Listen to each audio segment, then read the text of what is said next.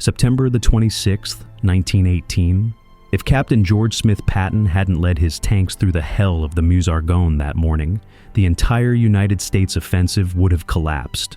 Not stalled, not delayed, collapsed. 1,400,000 American soldiers were depending on a 32-year-old tank commander who had never led armored vehicles into combat before. The man who would one day be called Old Blood and Guts was about to write his name in history with fire and steel. This is the story of the day George Smith Patton proved that tanks could win wars. The Western Front, September 1918. For 4 years, the trenches had devoured an entire generation.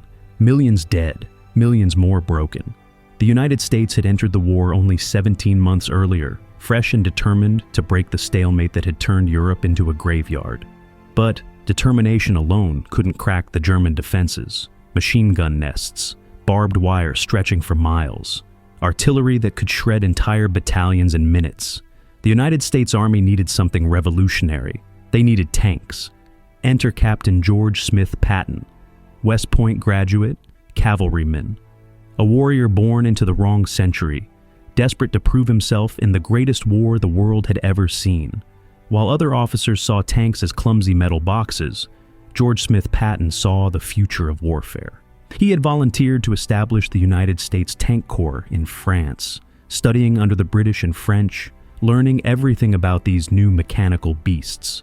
They called him obsessive. They called him reckless. One day, they would call him Old Blood and Guts. By September 1918, Patton commanded the 304th Tank Brigade, 144 Renault FT tanks, lightweight French machines that could barely reach 4 miles per hour. His crews were inexperienced farm boys and factory workers who had trained for only weeks. The Germans had been fighting for 4 years and knew every trick of trench warfare. The Meuse-Argonne offensive was the largest operation the United States Army had ever attempted. General John Joseph Pershing, commander of the American Expeditionary Forces, was staking everything on this massive push.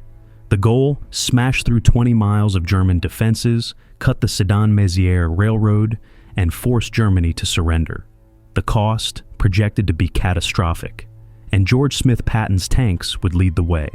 The night before the attack, Patton walked among his men. He knew most of them would die. The survival rate for tank crews on the Western Front was horrifying. German artillery specialized in destroying tanks. A single direct hit would turn a tank into a crematorium, roasting the crew alive inside. But George Smith Patton didn't tell his men about death. He told them about glory. "Tomorrow, we're going to break through," he said, his voice carrying across the assembly area. "Tomorrow, we're going to show the Germans what American steel can do. Some of you won't come back, but those who do will be legends. You'll tell your grandchildren that you fought with Patton on the day we won the war." Little did those young tankers know, they were serving under a man who would become the most aggressive, most feared, most legendary combat commander in United States military history. This battle would forge the reputation that would echo through World War II and beyond. September 26, 1918, 05:30 hours. The artillery barrage began, but Old Blood and Guts was about to change history forever. The plan was simple. Simplicity, however, did not mean easy. At 05:30 hours on September 26, 1918, the largest artillery barrage in United States military history erupted. 4,000 guns. 2,700 tons of explosive shells screaming toward German positions every hour. The earth itself seemed to be tearing apart. Behind that wall of fire, 600,000 American soldiers prepared to attack. And leading them all, Captain George Smith Patton and his 144 tanks. The meeting 2 days earlier had been tense. General John Joseph Pershing had assembled his commanders in a converted farmhouse near Souilly. Maps covered every surface. The Meuse-Argonne sector was a nightmare of natural and man-made defenses. The Germans had spent 4 years turning this region into a fortress. 3 defensive lines, hundreds of machine gun positions, artillery pre-sighted on every approach route. "Gentlemen," Pershing said, his steely gaze sweeping the room, "we must break through in the first 48 hours. If we get bogged down, this offensive becomes another Somme, Another meat grinder. The infantry commanders shifted uncomfortably. They had all seen what happened when attacks stalled. Verdun, Passchendaele, names that meant slaughter. Colonel Samuel Dickens Rockenbach, commanding the Tank Corps, spoke up. "General, my tanks can crack their first line. Captain Patton's brigade will lead the assault." Some of the infantry generals exchanged skeptical glances. Tanks were still unproven. More American tanks had broken down from mechanical failure than had ever been destroyed by enemy fire. "Captain Patton," Pershing addressed the young officer directly, "can your tanks do what Colonel Rockenbach promises?" This was the moment. George Smith Patton had been waiting his entire life for this question. He stood, ramrod straight, and spoke with absolute confidence. "General Pershing, sir, my tanks will not only break the first German line, we will break their second line.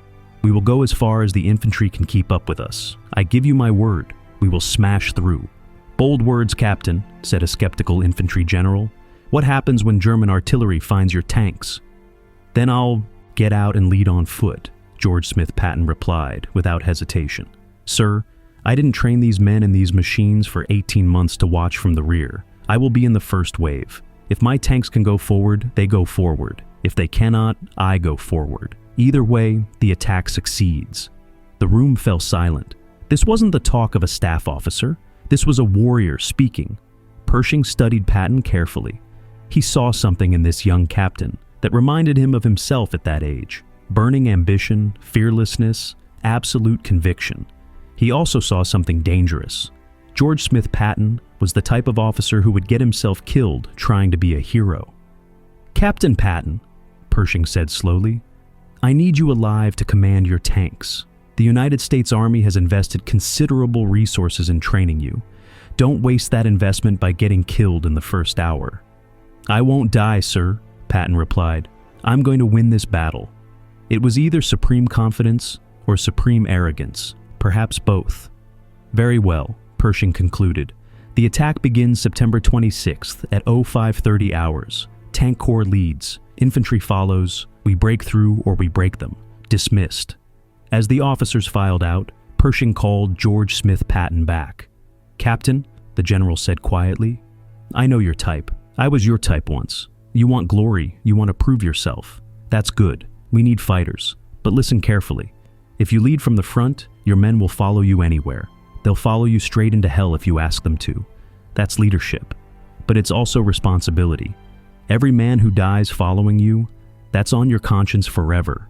Can you carry that weight?" George Smith Patton met his commanding general's eyes without flinching. "Sir, I can carry any weight if it brings us victory." Pershing almost smiled. "Then go win your battle, Captain. Show me what tanks can really do."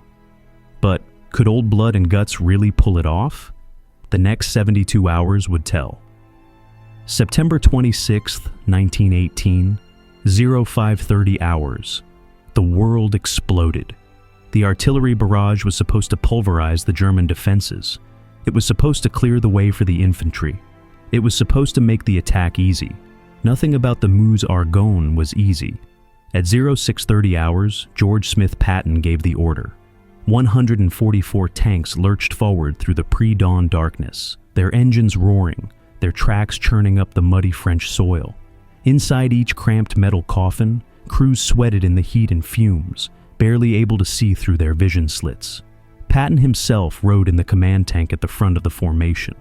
Exactly where he had promised he would be. The initial advance went well. The tanks rolled over the barbed wire, crushing it beneath their tracks. German machine gun bullets pinged harmlessly off the armor. The infantry followed close behind, using the tanks as mobile shields. This was the theory of tank warfare that George Smith Patton had studied for 18 months. This was his vision coming to life. For 2 hours, it worked perfectly. Then they reached the town of Chepi and everything went to hell. German artillery had survived the barrage.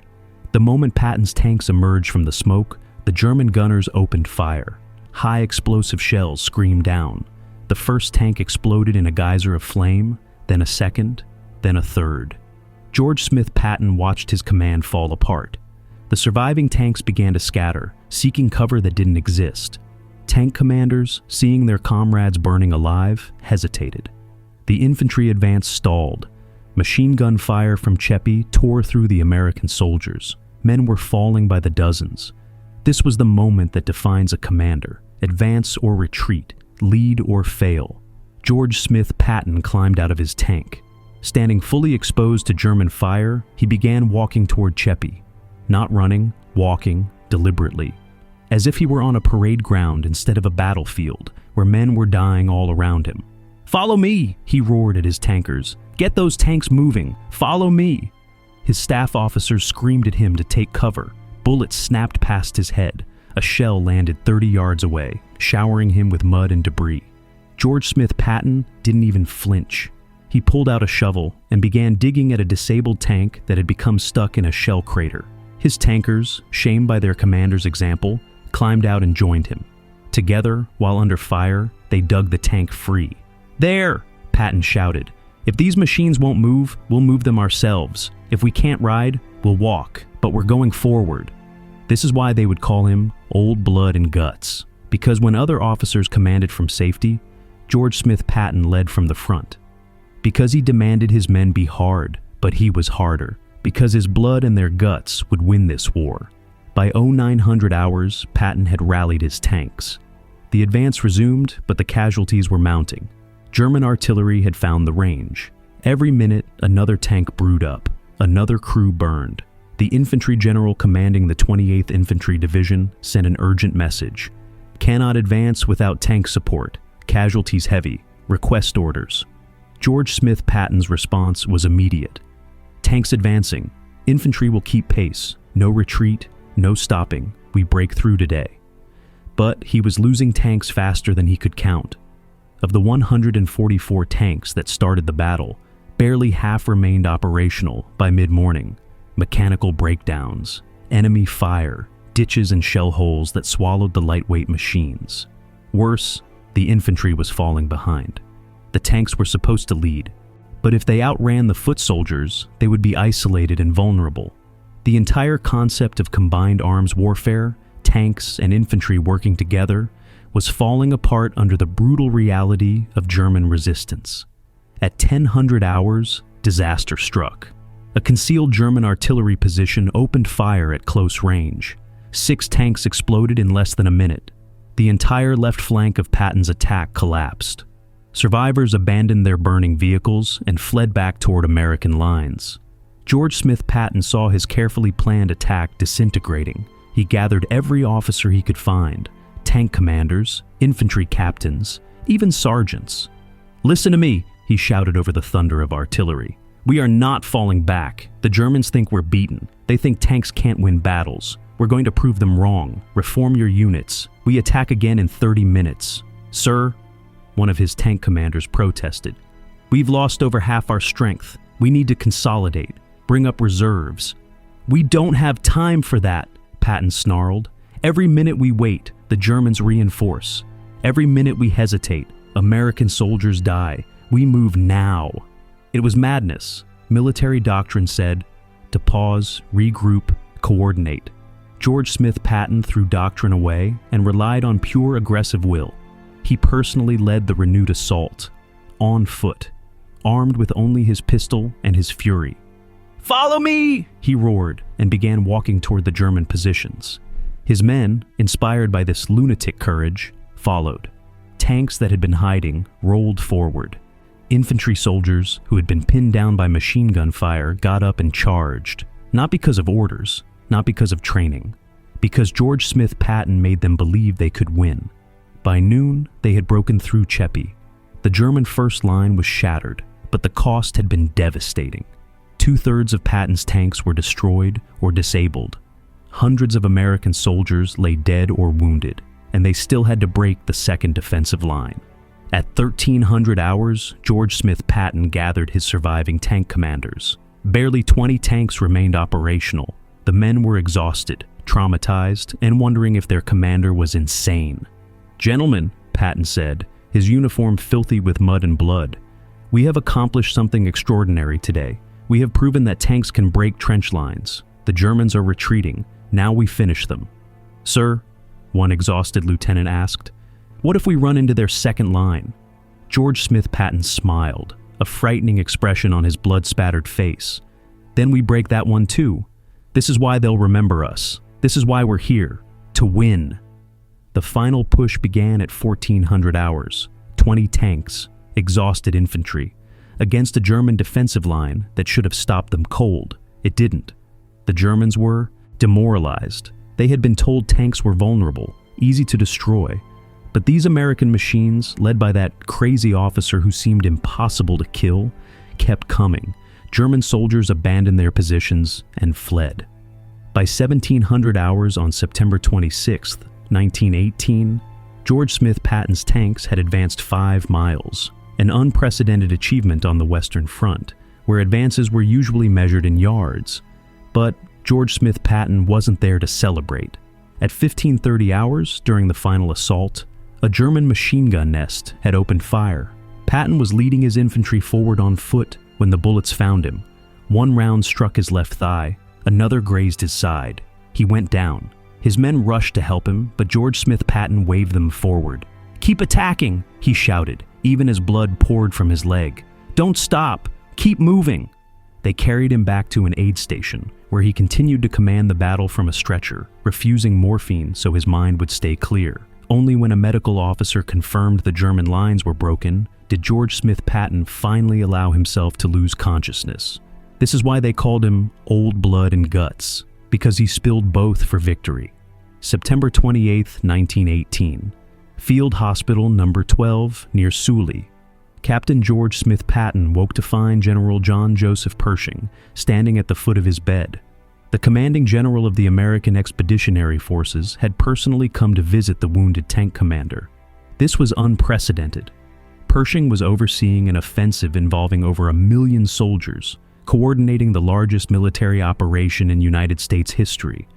Yet here he stood, in a muddy field hospital, looking at a captain who had been told to stay safe. "Captain Patton," Pershing said, his voice carrying the weight of command. "The medical officer tells me you'll survive.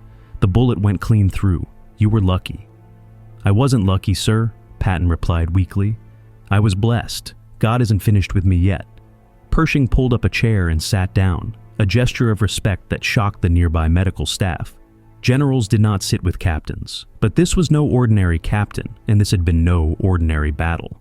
"I told you not to get yourself killed," Pershing said, with the slightest hint of a smile. "You came very close to disobeying that order. Sir, I promised you we would break through. I keep my promises."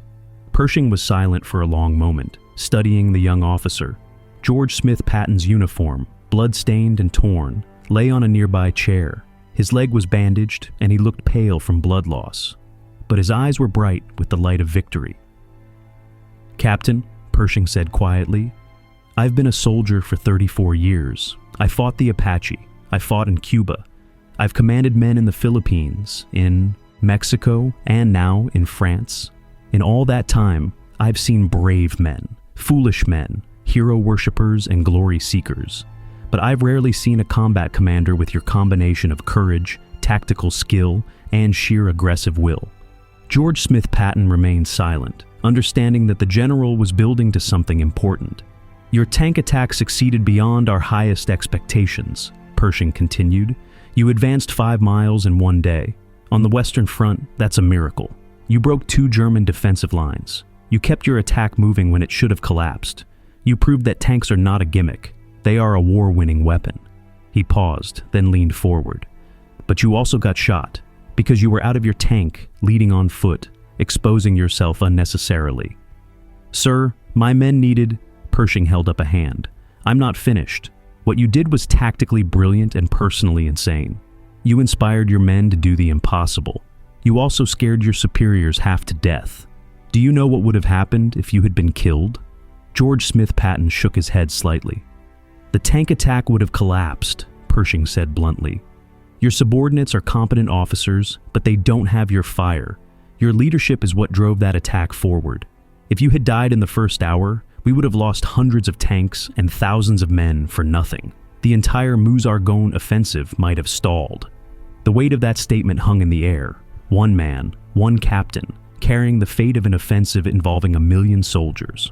"So here's what I'm going to tell you," Pershing said, his voice taking on the tone of a father speaking to a son. "You have a gift for war, Patton, a rare gift. You understand movement and aggression in a way that most officers never will. You inspire men to follow you into hell. That gift could take you far in this army, if you live long enough to use it." He stood up, preparing to leave. Then he delivered the words that would echo through George Smith Patton's career. "You're going to be a general someday, Patton. I can see it. But you'll never make general if you get yourself killed being a captain. Lead your men, yes. Inspire them, yes. But understand this. Dead heroes are useless to the United States Army. We need you alive. We need you thinking. We need you commanding." Pershing put on his cap, then looked back at the wounded officer one more time. "What you did at Chepi will be studied at West Point for decades.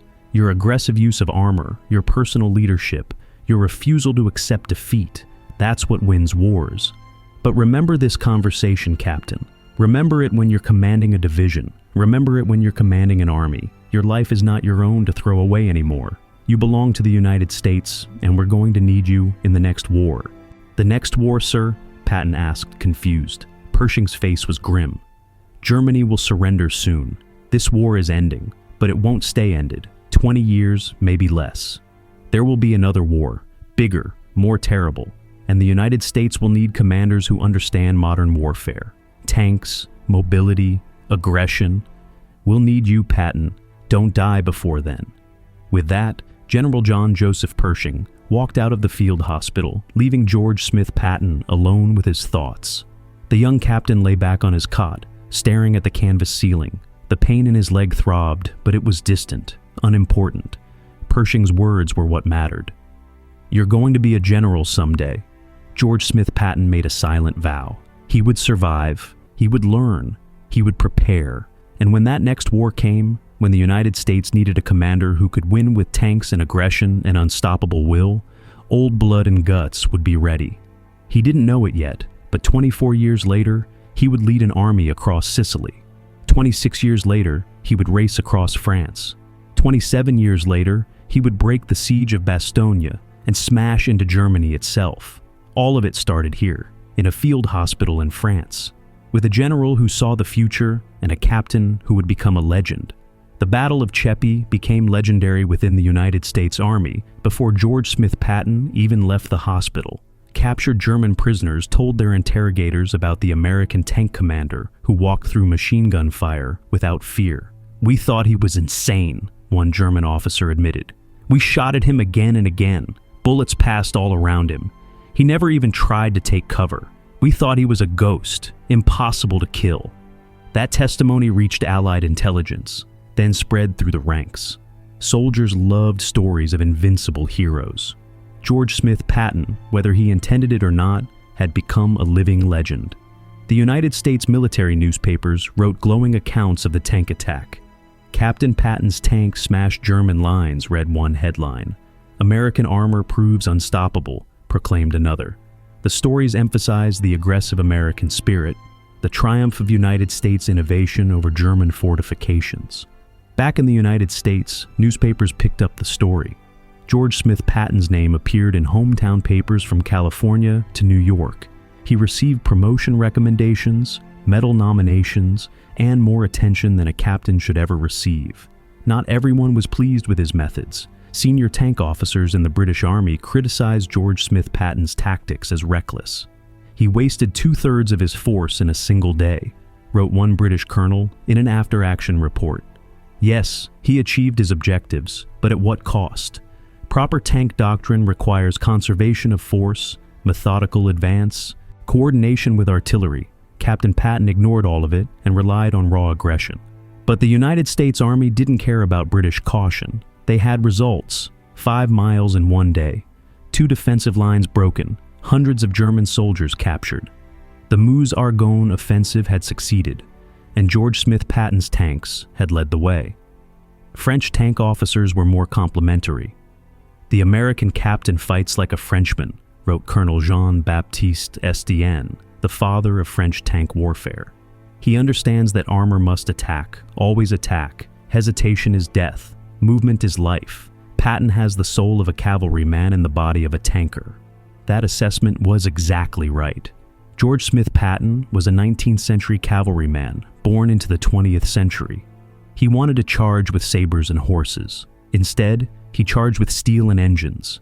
But the spirit was the same: close with the enemy, strike hard, never stop moving. The awards came quickly: the Distinguished Service Cross, the Purple Heart, official commendation from General Pershing himself. The citation for his DSC read, "For extraordinary heroism in action near Cheppy, France, September 26, 1918. While his tanks were advancing, Captain Patton personally led infantry through machine gun and artillery fire, reorganized units under fire, and continued to advance after being wounded, refusing evacuation until assured his objectives were secured. But George Smith Patton cared less about medals than about what came next. He spent his recovery time writing, page after page of tactical analysis, lessons learned, doctrine recommendations. He wrote about tank infantry coordination, about the need for faster tanks, about radio communication between armor units, about air support for ground attack. Many of his recommendations wouldn't be implemented for 20 years. Some wouldn't be fully realized until World War II. He was thinking decades ahead while lying in a hospital bed in 1918. His fellow wounded officers thought he was obsessed. Perhaps he was. But George Smith Patton had seen the future of warfare at Cheppy, and he was determined to master it. In October 1918, he returned to limited duty. His leg hadn't fully healed, but George Smith Patton couldn't stay away from his tanks. The war was still raging, and he intended to command in the final offensives. But fate intervened. On November 11, 1918, Germany surrendered. The armistice was signed. The Great War ended. George Smith Patton was disappointed. While millions celebrated peace, the warrior who had found his purpose in combat faced an uncertain future. Would the United States Army maintain a tank corps in peacetime? Would his career in armor continue, or would he be shuffled back to the cavalry? Those questions would take years to answer. But one thing was certain: George Smith Patton had proven himself in Stays battle. He had shown that American armored forces could win against entrenched enemies. He had demonstrated personal courage that inspired his men and terrified his enemies. And General John Joseph Pershing's prophecy would prove accurate. George Smith Patton would indeed become a general. He would indeed be needed in the next war. And when that time came, old blood and guts would be ready. The German army had learned to fear American tanks at Cheppy. 26 years later, at the Battle of the Bulge, they would learn to fear Patton himself. So what did Pershing really tell Patton after he led that tank attack? He told him the truth, the hard, essential truth that would shape the rest of George Smith Patton's career. You're gonna be a general someday, but you'll never make general if you get yourself killed being a captain. Those words defined old blood and guts for the rest of his life. Yes, lead from the front. Yes, inspire your men. Yes, be aggressive and bold, but survive, learn. Prepare for the next battle. George Smith Patton took that lesson to heart. Through the 1920s and 30s, while other officers grew comfortable and complacent, Patton studied. He read history. He analyzed tank doctrine. He trained relentlessly. He made himself the most knowledgeable armor commander in the United States Army. When World War II erupted, George Smith Patton was ready. Everything he learned at Cheppy, the importance of speed, the power of personal leadership, the necessity of aggressive pursuit, he applied on a massive scale. His Third Army raced across France in 1944, using the same principles he had pioneered in 1918. Close with the enemy, strike hard, never stop moving. The Germans feared him more than any other Allied commander. They called him Der Bluthund, the Bloodhound, because once George Smith Patton picked up their scent, he never stopped chasing. They studied his tactics, tried to predict his moves, concentrated forces against him. Nothing worked. Old blood and guts was always faster, always more aggressive, always one step ahead.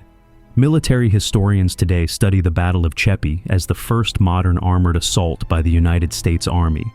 They analyze Patton's decisions, his leadership style, his tactical innovations. West Point cadets read about it. Armor officers at Fort Benning study it. The principles George Smith Patton demonstrated in 1918 remain relevant today. But more than tactics, what resonates is the leadership. George Smith Patton showed that true commanders lead from the front. They share their soldiers' dangers. They inspire by example, not just by orders. When your men see you walking through machine gun fire, refusing to take cover, demanding they follow you, they follow. Not because they have to, because they want to. This is why they called him Old Blood and Guts, because he gave his blood and his men gave their guts, and together they won battles that should have been impossible. The conversation between Pershing and Patton in that field hospital has been recounted by historians, written about in biographies, analyzed by leadership experts. What made it so powerful was the honesty. Pershing didn't just praise Patton's courage, he warned him. He told him that courage without wisdom is waste, that the United States needed him alive more than it needed him dead as a hero. George Smith Patton listened, and because he listened, he survived to command armies. He survived to liberate France. He survived to smash across Germany. He survived to become the most feared combat commander of the 20th century. All because of what Pershing told him after Chepi. Today, if you visit the battlefield near Chepi, France, there's a memorial to the United States Tank Corps. It marks the spot where Captain George Smith Patton led the first major American tank attack. The French maintain it carefully, honoring the American soldiers who fought and died there. But the real memorial to George Smith Patton isn't stone and bronze. It's the continued study of his tactics. It's the armor doctrine that evolved from his innovations. It's the leadership principles that officers still learn today. And it's the legend of Old Blood and Guts, the general who never asked his men to do anything he wouldn't do himself, who led from the front, who won battles through sheer aggressive will. The 1918 tank attack at Chepi wasn't George Smith Patton's greatest battle. That would come decades later. But it was the battle that forged him. It was the moment when he proved to himself, to his men, and to his commanders that he could lead in combat. It was when he earned the respect of John Joseph Pershing, the commander who saw his potential. Most importantly, it was when George Smith Patton learned the lesson that would carry him through World War II. Be aggressive, be bold, be fearless, but survive. Because dead heroes can't win the next battle, and there's always a next battle. This is why General George Smith Patton became a legend, not just because he won battles, but because he understood what Pershing taught him that day in the field hospital. Your life belongs to your country. Your soldiers need you alive. Win today's battle, but prepare for tomorrow's war. The legacy of Old Blood and Guts lives on in every armor officer who studies his tactics, every leader who learns from his example, every soldier who understands that true leadership means sharing your men's dangers. That's what Pershing told Patton after he led the tank attack that helped win World War I. And that lesson helped George Smith Patton win World War II. If this story of Old Blood and Guts' first great tank victory moved you, hit subscribe. We're bringing you more untold moments from General George Smith Patton, history's greatest combat commander, his Third Army's race. Across Europe, his rescue of Bastogne, his clash with Eisenhower. These stories prove why George Smith Patton remains the most legendary fighting general the United States has ever produced. Don't miss them. Subscribe now.